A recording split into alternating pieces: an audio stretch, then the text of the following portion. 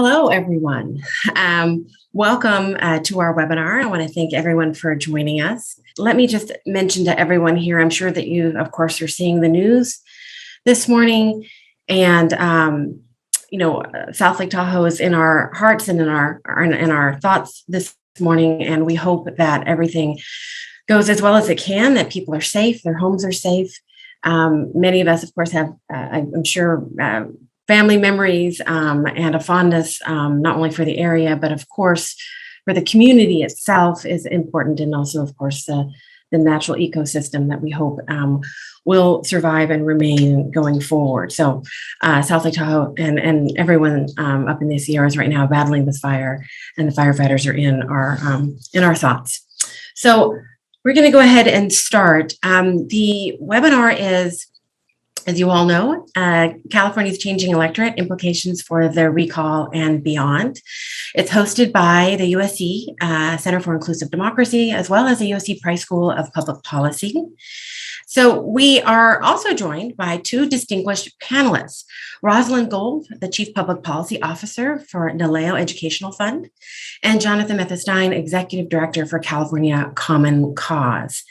Now, we will hear from both of them a little later in the panel portion of our morning, and we will give them, of course, proper introductions at that time, but I just want to welcome them. Thank you both for joining us. So we do have a very tight agenda, 45 minutes. We're going to get you the highlights of the newly released research study, have I think, a good, robust conversation. And the last 5 minutes of our time, we will leave open for just kind of any burning questions, and then we'll call it at about 10:45. So we will move fast. I want everyone to know that we will be sending out a thank you note to everyone that will include a recording of this video, so you can watch it again, you can share it, as well as a link to the report itself.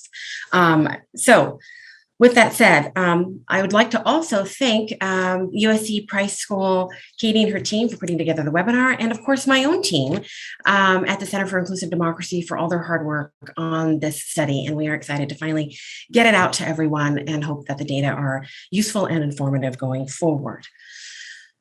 So our webinar this morning is based on a report called The 2020 Post-Election Analysis of Voting Behavior.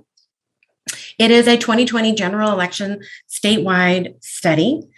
And there's really several components to this study. First, though, I want to acknowledge the context, right, of the general election, really the most unique election, I think, by far, by any standard, in California and across the country. So many different variables at play, but really what we're focused on today, of course, is the fact that election officers were trying to put on an election during a pandemic, and voters were needing to have their voice heard, and do it safely, right, during a public health crisis. And so in our state, it meant that there were lots of different options available to voters. I won't get into this slide here because of time, but just to emphasize, we had counties that were newly implementing the Voters' Choice Act, including Los Angeles County. Counties that had consolidated polling places with countywide voting, more with traditional polling places as well, and then also counties that stayed with their traditional polling place model. But the one thing that every county had in common is that at a state level, every registered voter, I should say, was mailed a vote-by-mail ballot, and they had options for turning in that ballot, mailing it, of course, dropping it off at a drop box, dropping it off at a voting location, as well as still, of course, in-person voting and being able to access all of the services at an in-person location. Now, the number of drop boxes varied significantly across the county, but there were a number of options that were new for many, many voters in California. And we're going to try to understand some of that voting behavior. The big question, of course, is, would all those options, how would that make a difference in terms of how people actually voted? Would it change their behavior? And then going forward, what can we expect? Will some of those changes stay? How will that influence voters potentially in future elections? So there are a number of components to this report. I just want to emphasize that this is a first in a series of reports under this larger umbrella study. Today's report, as you access it, you will see that we are, and I'm going to talk today a little bit about each of these, four main topics. So voting methods in the 2020 general election, vote by mail ballot rejection rates and reasons for those rejections. We have data on both components, voter information sources, and their preferences and how and where to vote in future elections. So we'll cover some highlights of each of those areas. And our report was, and the whole study was generously supported by the Evelyn and Walter Haas Junior Fund. Just a quick note about methodology. I want to make sure that we do touch on that as researchers. There were four topics, but three main buckets in terms of data collection, three types of sources and approaches in this very large study. So one was looking at voting behavior using the voter file, California voter file, a deep dive into that. Then also a California voter experience survey, actually the third one that we've conducted in the last few years. And then not part of the report that we're talking about today, but talking about a future report in this series. We conduct focus groups, specifically with Black, Indigenous, and formerly incarcerated populations. That work will be published later this fall. And we'll give a voice to populations that are often difficult to identify in a voter file analysis, for instance. Okay, so voting behavior. Today, as I mentioned, I'm going to talk about method of voting, rejection rates, ballot rejections. Want everyone to know that even though I'm just giving a highlight today in the report, we do look at these data by multiple groups. So race, ethnicity, age, gender, previous polling place voters, new voters, foreign born, and of course, political party affiliation. And the geographies, even though today I'm just going to stick to statewide, we have data available by county as well as LA County, which of course is a quarter of the state's registered voter population. A note though on race ethnicity, which I think is very important, and we detail this significantly in the methodology section of the report. So I welcome you to take a look at that if you're interested. But for the voter file analysis, not the survey, but for the voter file analysis, this information here that I have on the screen, we're only able to identify Latinos and Asian Americans at a reliable rate in terms of accuracy for research purposes. We're not able to identify Black voters or other subgroups, and certainly don't want to put forward data that could potentially be, of course, inaccurate, all right, that is unreliable. So questions, happy to take those in the Q&A, but again, we detail that in the report. Okay, jumping in because of time, let's talk about voting methods. So again, this is a deep dive in the voter file. So we know over the last 2 decades, California has increased significantly in the use of vote by mail, and we saw a big jump in the 2020 general election. So again, everybody got mailed a vote by mail ballot. We already talked about that. But 87% of all ballots cast were vote by mail ballots. That was up more than 20 percentage points from the 2018 general election. And in-person voting, either at a voting center or a polling place, dropped to just under 13%, down from 30%. We typically see about 30-35% of all ballots cast in recent years being in person. And so that changed significantly. But there's more to that story. So now for today's purposes, we're just going to look at all of these charts that I'm going to show you just at the California level because of time. So just look at that top row. And you can see that in person, that blue box there at 12.6%. What's interesting here is I said 87% of all ballots cast were vote by mail, right? Well, actually, only 33, about a third of all ballots cast were actually sent through the mail. That's that green box. Another 38%, right, the most numerous, were dropped off at a drop box, and then another 16% were dropped off at a voting location. This drop box is a significant increase from what we've seen in previous years, just really an explosion of the use of drop boxes in California. I want to note, though, that for Latino voters, youth voters, new voters, previous polling place voters, they voted in person at higher rates, still lower numbers than vote by mail, but they voted in person at higher rates compared to the general population. And this is consistent with our previous research over the last decade, always seeing these groups as having higher rates of in-person voting. Asian American voters, also consistent with previous research, cast ballots in person at lower rates compared to Latinos and youth. And just to quickly show you what that looks like, I know this is a busy screen. Again, we're just going to look at the California row, if you're with me. Up at the top, there's that 12.6%. We're just going to look at the blue in California. All voters, 12.6%. Latinos, 15.9%. So higher, right? Almost 16% of all ballots, Latino ballots cast, were in person. And then 8.7% for Asian American there on the right in that top row. And then for new voters, again, we'll look at that top row, California. 21% of all new ballots cast by new voters were in person, so much higher than the state average. And then if we look at previous voting method, why are we looking at this? Because, of course, a lot of questions about how would people who have previously voted recently at a polling place or vote center, how would they take to using vote by mail, right? What would that look like? And we saw here that, again, if you look at the left here, that California row, that blue box, nearly a quarter of voters who were previous polling place or vote center voters voted in person. Okay, and then only 4.6% of previous vote by mail voters. So for time, then we're going to move on. So rejections, just a few slides here.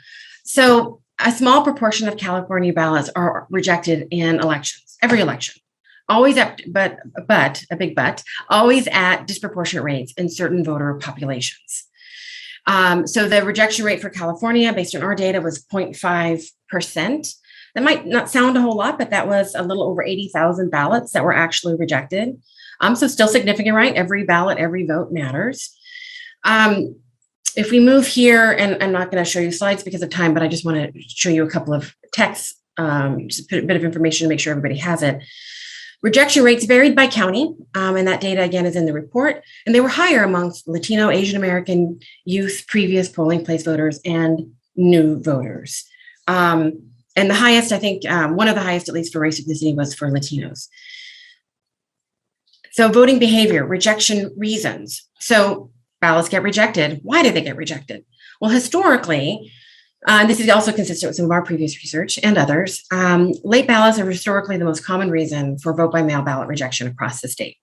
But in 2020, in the general, in large part because of COVID, California election law changed. And instead of voters having to postmark it by election day and having just 3 days post-election to make sure that ballot gets to the elections office for it to be counted, an additional 2 weeks. So it was election day plus 17. So an additional 2 weeks were given to voters, a very wide window, right, for that ballot to make it and reach the elections office. And of course, that also was due to concerns around USPS reliability.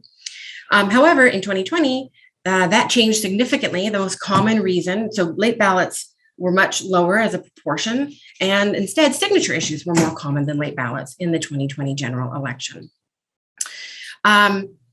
Just a quick slide here just to show, so rejection reasons for all voters, just to emphasize that red swath there, a signature doesn't match, right? Gold is no signature, and for California as a whole, 16% ballots rejected were rejected because they were too late. And Latino voters, young voters had lower rates of late ballots, higher rates of signature issues than the general population. And conversely, Asian American voters and foreign-born voters had higher rates of late vote by mail ballots than the general population. So we're going to move on to the survey here. We're going to go through this pretty quickly. So the survey was a very large sample size of over 11,000 representative sample by race, ethnicity, age, eligible voters with disabilities as well. The sample size was citizens of voting age, 18 plus. We conducted in English and Spanish, and large enough to give us a reliable sample for LA County.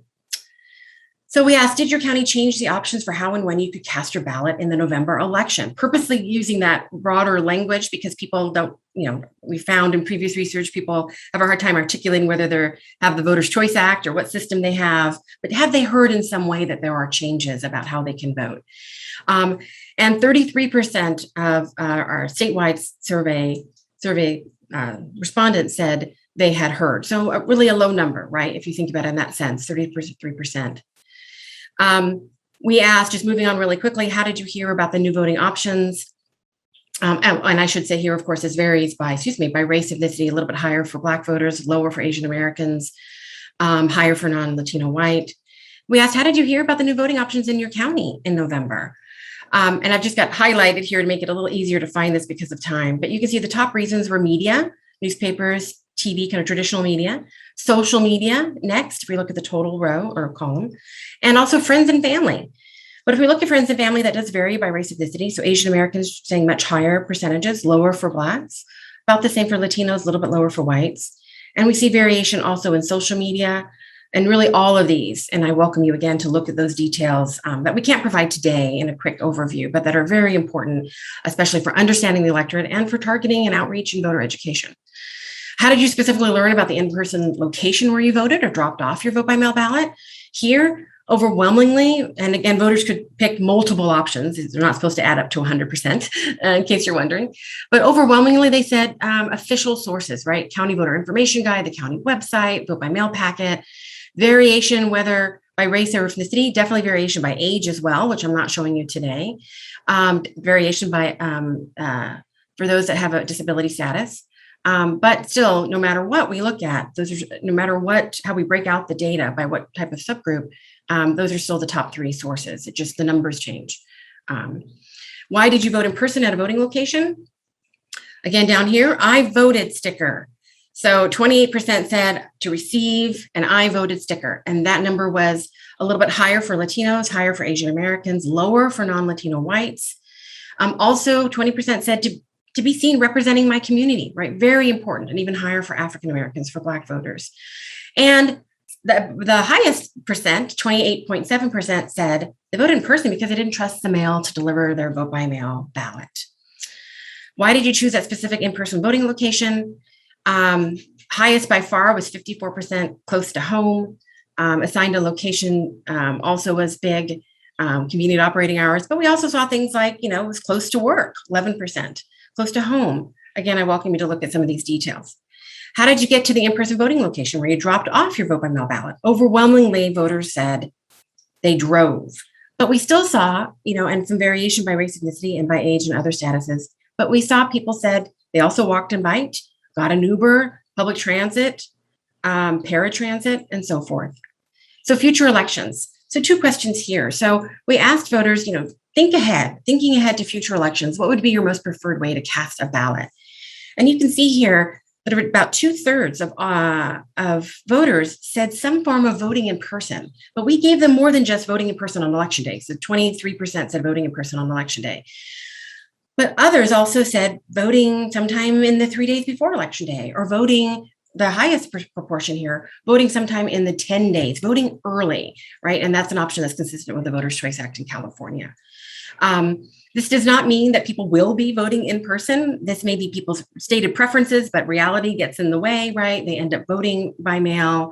Maybe they always actually plan to vote by mail, but this is how they prefer, as stated. And lastly, in the future, what features would you be likely to use at an in-person voting location? And people said, of course, voting in person, dropping off their vote by mail ballot. But we also saw some significant numbers in terms of just using accessible voting machines, registering to vote, language assistance. Let me introduce Rosalind Gold here first. So Rosalind serves as Chief Public Policy Officer for NALEO Educational Fund, where she has worked for more than 3 decades on policy analysis and research for the organization's naturalization and Latino civic engagement efforts. Rosalind has extensive policy expertise in the areas of newcomer civic integration, election reform, voting rights, redistricting, and decennial census. Rosalind serves as the advisory committees and boards of several public affairs and research efforts, including Open Secrets, and she previously chaired the Board of Advisors of the Future of California Elections. She has delivered testimony before many public and private committee and commission hearings. And she received her JD from Harvard Law School and bachelor's from Pomona College in Claremont, California. Welcome, Rosalind. Thank you again very much for joining us. And then I'll move here just to also at the same time present to you Jonathan Methestein. So Jonathan is a civil rights attorney and longtime democracy reform advocate. Jonathan became the executive director of California Common Cause May 1st of 2020 after 10 years of being on the board of directors and 4 years as board chair. Jonathan previously spent 4 years as the head of the voting rights and census program at Asian Americans Advancing Justice, Asian Law Caucus, where he worked to increase access to California's democracy for historically disenfranchised communities, including immigrant and English-speaking voters, communities of color, limited English-speaking voters, communities of color, low-income communities, and people with disabilities. His work at AAAJ Asian Law Caucus included California's passage of the strongest state-level law in the nation, ensuring language access in voting, multiple appellate litigation wins that expanded access to democracy for voters of color, 5 poll monitoring programs, including the nation's largest in November of 2016, and several community organizing campaigns that won better election systems at the local level for historically disenfranchised communities. Welcome, both of you. Again, okay, so jumping into our questions as we go through our agenda fast and furiously. This is for both of you. I'll ask Rosalind to answer first. Actually, I'll ask, Jonathan to answer first. Please give us your thoughts, Jonathan, on the changes seen in voting behavior in 2020, including the increase in drop box voting and the reduction of in-person voting. Do you think the changes in voting behavior will continue in the recall and beyond? Thanks, Mindy. Thank you for the invite, and thanks for the opportunity to comment on your really phenomenal study. It really moves our field forward every time you release a report. So I'm pleased to be here. I want to tackle your last question, which is what we saw in November 2020, just presaging what we're going to see in the recall and in future elections. And the Colorado experience, which adopted a version of the Voters' Choice Act many years ago and has been watching voter behavior change over time as voters become more comfortable with it. The Colorado experience might suggest, yes, the state has continually seen an increase in use of VBM and drop boxes to the point where in-person voting is now in single digits. In 2016, that's 5 years ago now, more than 94% of Colorado voters used their vote by mail ballot. And that would suggest that 2020 in California wasn't an aberration caused by the pandemic. It's just a step towards that Colorado future. But actually, I would suggest that there's a couple things that indicate we won't become Colorado. The first is that the Latino community in California is much larger and continues to prefer in-person voting. I'm sure Rosalind will speak to that in depth. We have LA County and to a lesser extent Orange County, where there's just a culture of in-person voting that is ingrained and clearly resilient. From Mindy's data, we see that non-VCA counties in 2020 voted in person at 9.6%, and LA was over twice that. We also have a much higher need for language services that are available at in-person voting sites, right? So the new census data that was released this month indicates that California now has 15.6 million Latinos, 6 million Asian Americans. Previous surveys have shown that about 75% of both communities indicate that they speak a language other than English at home. About 1/3 of both communities indicate that they're limited English speaking. Colorado has 3.6 million registered voters total. California probably has that many limited English speaking voters, if not more. And that means that we're going to have an ongoing need for language access services that are available in person and that are going to, I think, put a cap to some extent on use of drop boxes, for example. And lastly, I want to sort of flag a different question, not whether or not we're going to continue to shift voter behavior, but whether shifting voter behavior results in a more representative electorate, right? So in California, we've done a lot of work to lower barriers to participation. We've created a flexible voting system that presumably at least is increasing. All those reforms are increasing voter registration in California and potentially increasing voter turnout. And yet we see really dramatic voter participation disparities on the basis of race and age that persist and don't seem to be getting much better. And the fact is that Colorado has the exact same dynamic. They have continuing voter participation disparities on the basis of race and age as well. And so it looks like the shift to a new election system is, to use a legal term or an LSAT term, necessary but not sufficient for building an electorate that actually looks like California. And that is the goal, at least for us, and I think for many civic engagement and civil rights organizations across California, is that increasing access is important, but creating a representative electorate is even more so. And there's more work to be done, clearly. Thank you very much, Jonathan. Rosalind? Great. So good morning. I want to start by thanking Dr. Mindy Romero for the great research, thanking the Center for Inclusive Democracy and the Price Public Policy School. Again, I just want to echo my colleague's comments, Jonathan's comments about how excellent this research is. Just quickly, I did want to talk a little bit about our work at the National Association of Latino Elected and Appointed Officials Education Fund and what we've learned and how that aligns with this question that Dr. Romero has raised about what do these results show and what do they mean for the future. So at the NALEO Educational Fund, we are a nonprofit, nonpartisan organization. We facilitate Latino participation in the American political process. A big component of our work is nonpartisan voter engagement that is specifically targeted to Latinos who are not yet fully engaged in the electoral process. We have a bilingual hotline, Ve y Vota, where callers can get fundamental basic information on voting practices and procedures. We also do our own direct targeted voter engagement, and we very much incorporate our own research findings, as well as the findings of groups like the Center for Inclusive Democracy. So I think this question of whether this snapshot of 2020 is going to be what we're going to see for the future in California raises some really good questions.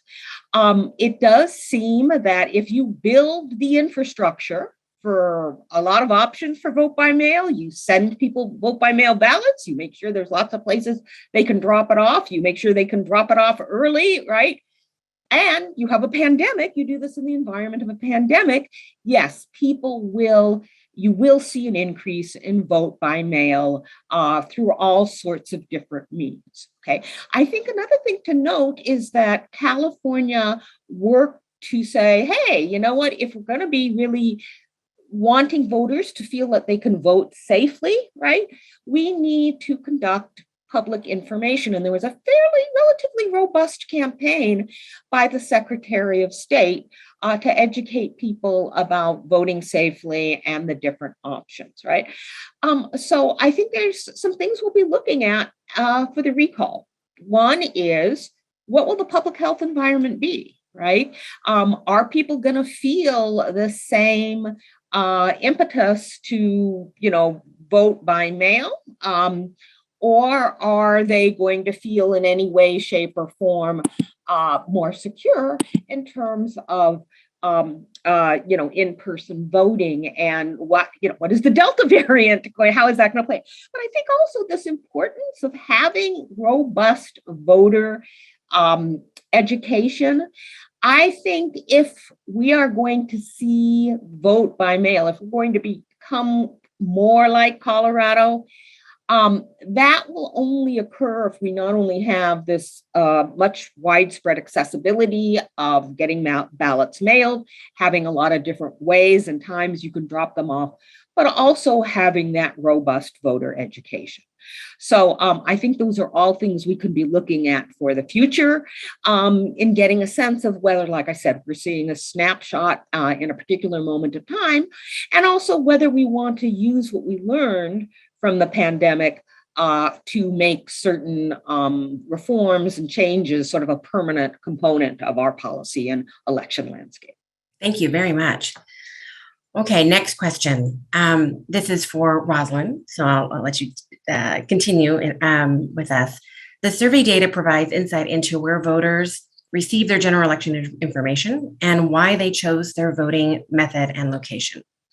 So how can or should these findings inform voter outreach efforts aimed at Latinos and other underrepresented groups? Great. Well, thank you again.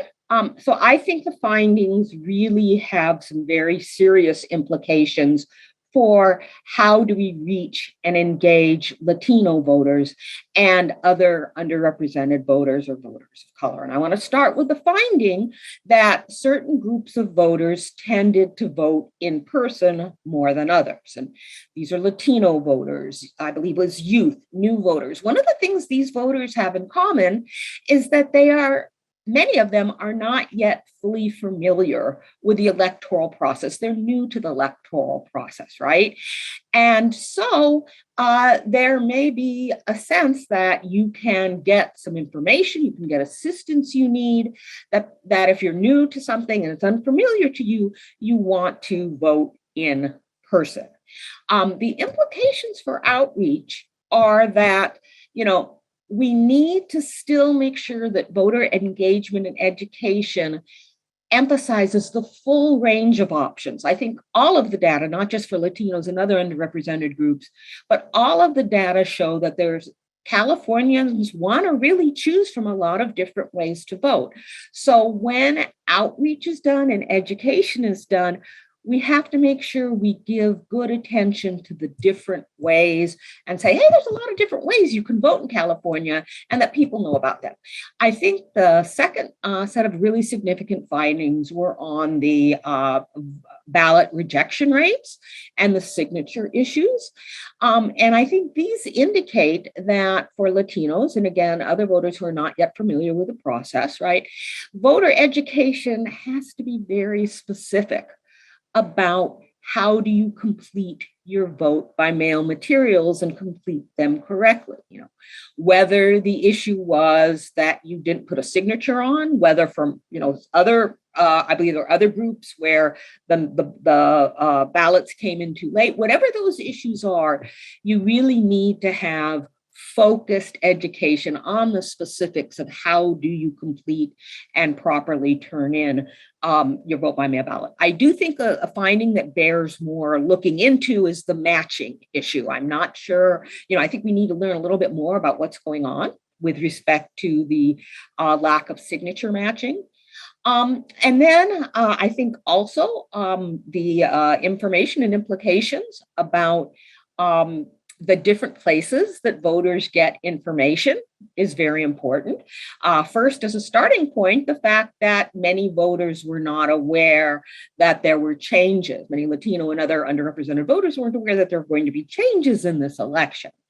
But just as important is, first of all, how did people get information? And I think anyone who does outreach, whether it's an election officials, whether it's a nonprofit organization, whoever it is doing outreach, has to realize that you have to target and tailor your outreach methods to your audience. We saw the high prevalence of social media and family and friends among Latinos as a way to reach Latinos and some of the other groups, but there were traditional media, there were other approaches. So you have to have a lot of different approaches.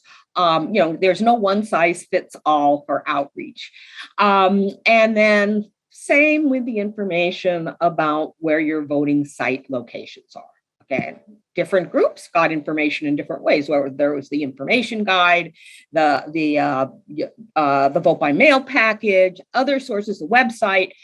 So you need to tailor that for your audience and take into account the diversity of the audience reach. And then for the future of elections, I think this finding that people are saying for the future, some kind of voting in person, whether it's early voting or same date, we really want to see how that's going to see what that means. I'd like us to unpack that more as you do future research. And then just finally, I want to just concur with comments that Jonathan made about, the diversity of our electorate. We have to do all these things in our outreach and our education, and we have to also make sure that language accessibility and accessibility for persons with disabilities is baked in to all of the outreach work we do. So we have an exciting challenge ahead, and we look forward to working with election officials and policymakers and other people to continue to develop and implement effective voter education and outreach. Thank you very much, Rosalind. And I should note too that last piece of data that you mentioned in terms of the desire for in-person voting going forward, just to note that is of eligible voters, so including those that didn't vote in 2020. And I think that's an important distinction to make as well for if I didn't make it earlier. Thank you. All right, next question. This is our last question of our panel, and this goes to Jonathan. Now let's talk policy. So what are implications from the research findings with regard to future election policy in California? Several thoughts immediately come to mind. The first is that county voting materials are critically important, and we should be investing in them, perhaps to a greater degree than we do currently.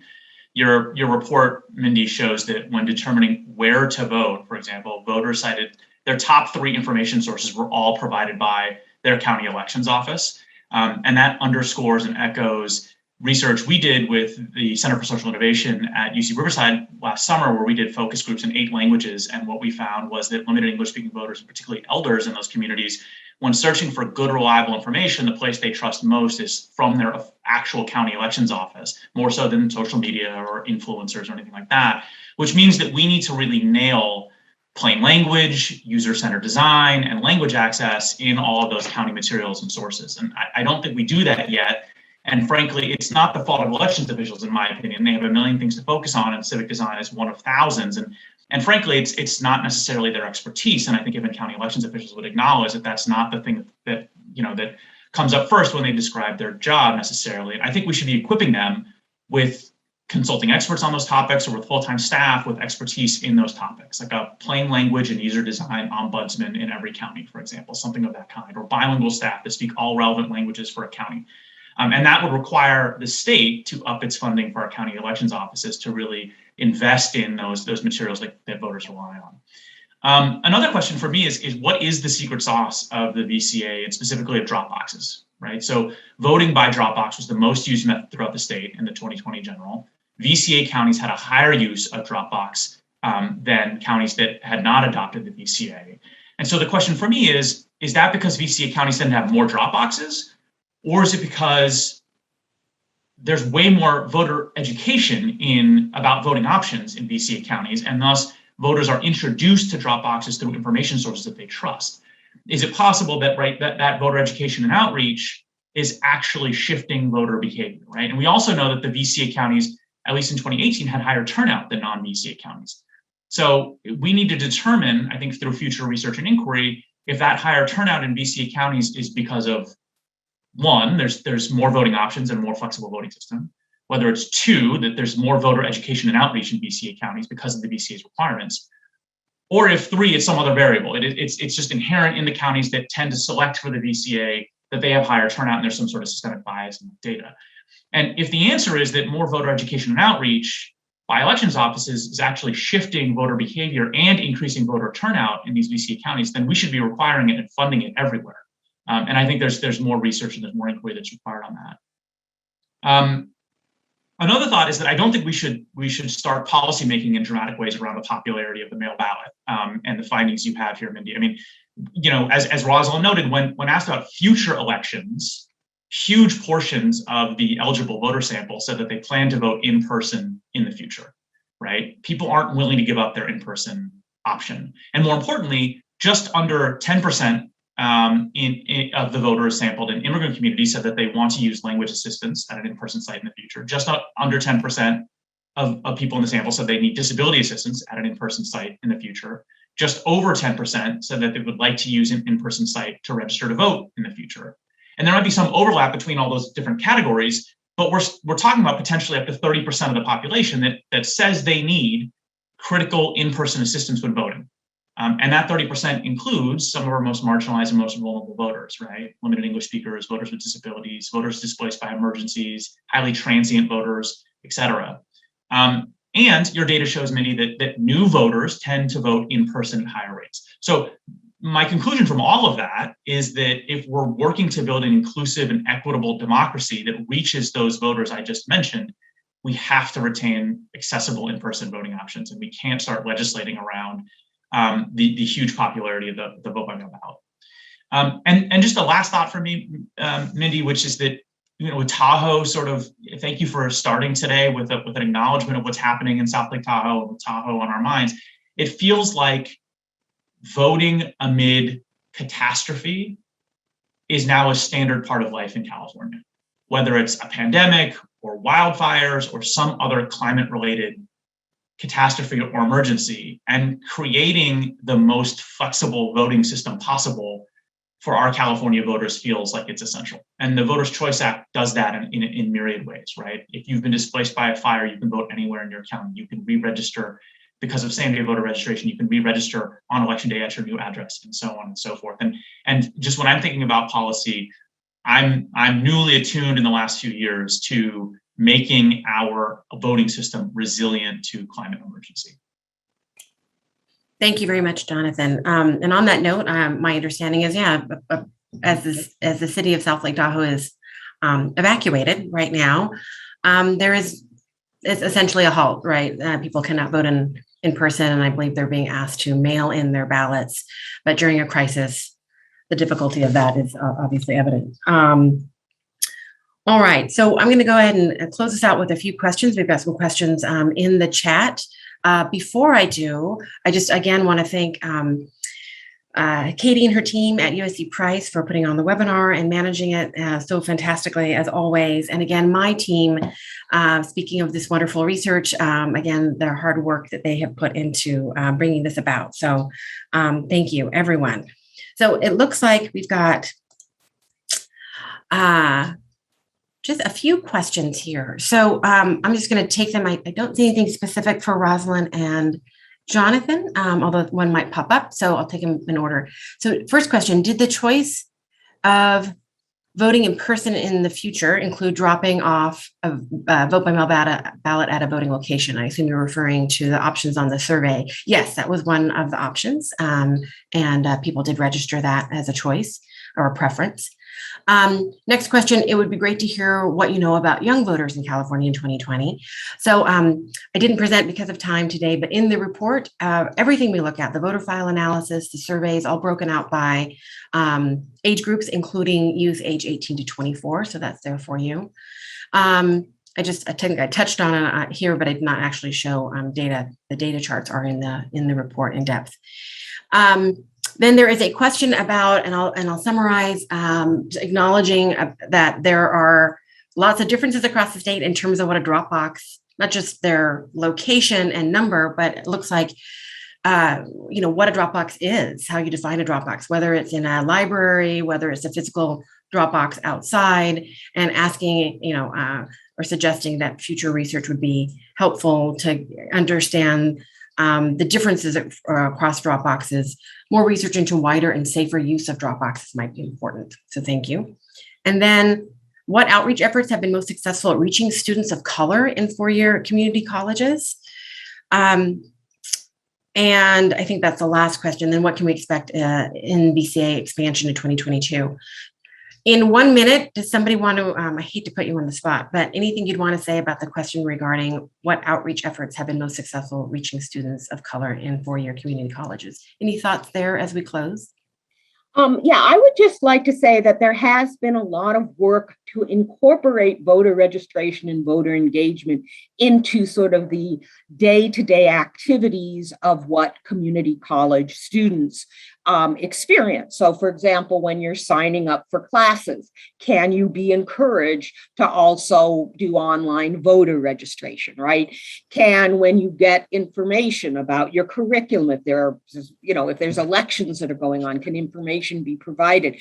I think incorporating that into what the community college does is helpful, but I also think knowing what are the messages that resonate with college students. You need to think about, educating college students about, voting affects the cost of living and the rent you're going to have to pay. Voting affects your tuition or what might happen to your college debts, right? Making very personalized messages that focus on issues that specifically relate to youth and students, I think is an important part of voter engagement of college students as well. Thank you, Rosalind. Thank you for taking on the challenge of less than a minute to answer that. Thank you so much. All right, so we're going to go ahead and close it out. Thank you to everyone that joined us, either through Zoom, or we also, of course, we're broadcasting live on Facebook. That'll be available on the USC Price Facebook page, as well as the Center for Inclusive Democracies page. Thank you, Rosalind Gold, very much, and Jonathan Methestein, very much for your wonderful insights and for your voices that you brought today. We will see you again at a future webinar, I am sure. Thank you, everyone. Have a good rest of the day and take care.